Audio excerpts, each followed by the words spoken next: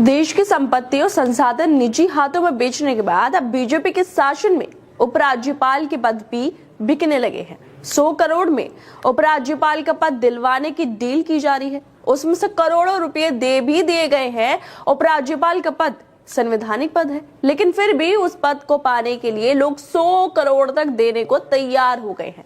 आखिर ये पैसा किसकी जेब से जा रहा है? किसको ये पैसा दिया जा रहा है?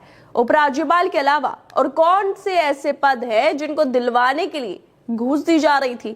जहां पर बीजेपी की सरकार शासन करती है, बीजेपी के सांसद हैं, वहां पर यह सब काम हो रहा है। संवैधानिक पद के लिए घूस दी जा रही है, जिसको लेकर अब कांग्रेस की तरफ से आवाज उठाई जा रही है और नरेंद्र मोदी से सवाल पूछे जा रहे हैं।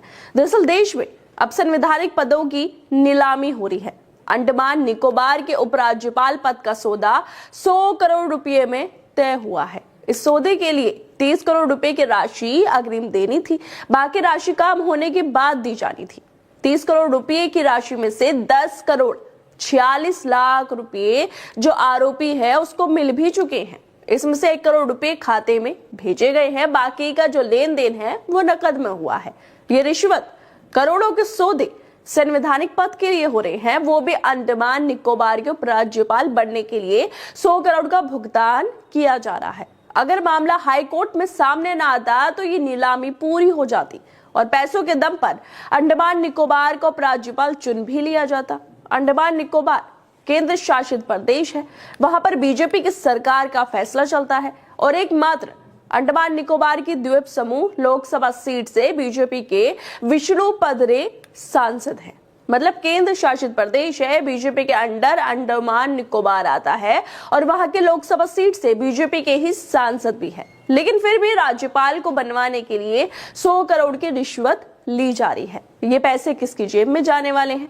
किसको पैसे देकर, पैसे के दम पर लोग अपनी मर्जी से उपराज्यपाल बन रहे हैं। शुक्र है कि यह मामला हाई कोर्ट पहुंच गया, वरना किसी को पता ही नहीं चलता कि केंद्र शासित प्रदेश में पैसे देकर संवैधानिक पद खरीदे जा रहे हैं। हाई कोर्ट ने 10 करोड़ रुपए लेकर उपराज्यपाल का पद दिलवाने का झांसा देने के आरोपी दलबीर सिंह की अग्रिम जमानत याचिकाओं को भी अब खारिज कर दिया है। इस मामले को लेकर कोर्ट ने कहा है कि जब प्रारंभिक जांच के बाद मामला आगे बढ़ने के लिए पूरे सबूत मौजूद हैं, तो जमानत देना जनता में बहुत नकारात्मक संदेश पैदा करेगा। राज्यपाल और उपराज्यपाल का पद जो है भारतीय संविधान के तहत हर राज्य में सर्वोच्च पद है, लेकिन शिकायतकर्ता सुरेंद्र मलिक ने सोचा कि पैसे देकर उन्हें यह पद मिल सकता है, जो इस बात का प्रतीक है कि पैसे की ताकत और सही व्यक्ति को ढूंढकर लोग अपनी इच्छाएं पूरी कर सकते हैं। इसलिए आरोपी व्यक्ति दलबीर सिंह जमानत का हकदार नहीं है। दलबीर सिंह और वेंकट रमन मूर्ति ने सुरेंद्र मलिक को अंडमान निकोबार का उपराज्यपाल नियुक्त करने के लिए 100 करोड़ रुपए की मांग की थी, लेकिन फिलहाल इन दोनों को यह प्लान फेल हो गया है। लेकिन सबसे बड़ा सवाल तो यही है कि अंडमान निकोबार में बीजेपी का शासन चलता है। ऐसे में प्रधानमंत्री मोदी को जवाब तो देना पड़ेगा कि ये पैसे किसके खाते में जाने वाले हैं। आरोपी किसके कहने पर 100 करोड़ की डील उपराज्यपाल का पद दिलवाने के लिए कर रहे थे? इस मामले को लेकर कांग्रेस नेता और सांसद रणदीप सिंह सुरजेवाला ने भी ट्वीट करते हुए लिखा है कि देश की संपत्ति और संसाधन निजी हाथों में बेचने वाले अब उपराज्यपाल का संवैधानिक पद बेचने पर आ गए हैं। अंडमान निकोबार के उपराज्यपाल पद का सौदा कुल 100 करोड़ रुपए में तय होना था और रकम के लेन देन की शर्मनाक घटना देश के सामने है। इस संवैधानिक पद की सौदेबाजी के लिए 100 करोड़ में से 30 करोड़ रुपए की राशि पहले देनी थी, जिसमें से कुछ करोड़ रुपए यानी कि 10 करोड़ 46 लाख की पेमेंट हो गई।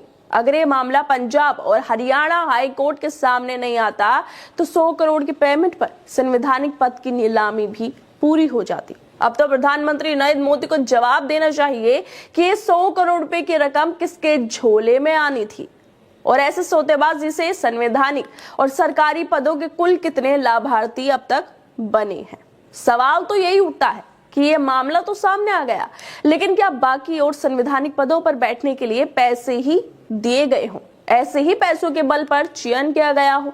क्या जहां पर बीजेपी की सरकार चलती है उस केंद्र शासित प्रदेश में संवैधानिक पदों पर लोगों को बैठाने के लिए पैसे दिए जाते हों? पैसों के बल पर बैठाया जा रहा हो, अगर ऐसा है तो वो पैसे किसकी जेब में जा रहे हैं? ये वाकई अफसोस की बात है कि देश में हर चीज बिकाऊ होती जा रही है। संसाधन हो या संवैधानिक पद, अगर आपके पास पैसा है तो आप सब कुछ खरीद सकते हैं, कोई रोकने टोकने वाला आपको नहीं होगा।